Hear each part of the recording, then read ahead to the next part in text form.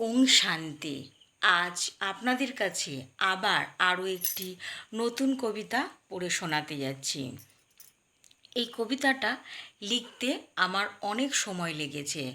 জানি না কবিতাটা ঠিক হয়েছে কি ভুল। যদি ভুল হয়ে থাকে ক্ষমা মার্জনা করবেন।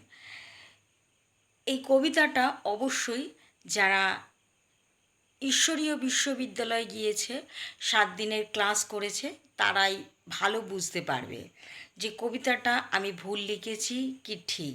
যদি ভুল হয়ে থাকে আমাকে ক্ষমা মার্জনা করবেন। এই কবিতাটা আমি লিখেছি মেডিটেশন করার পরে। আমার মাথায় যে কথাগুলো এসছে সেই কথাগুলোই আমি লিখেছি। ভুল কি ঠিক আমি জানি না। যদি ভুল হয়ে থাকে ছোট বোনটিকে ক্ষমা মার্জনা করবেন। অজ্ঞানতা পাপ হয় প্রকৃতিপক্ষে গভীর রাত্রে। সত্যযুগ ও সদ্জ্ঞানের স্থাপন হয় বিকার তথা অন্ধকার দূর করতে। সারা কল্পের মধ্যে পরমপিতা এক অলৌকিক জন্ম হয়ে রূপান্তরিত হয় শিবালয়ে শিবলিঙ্গেতে। সৃষ্টির এই জ্ঞান সূর্য শিবের প্রকাশের সাথে সাথে।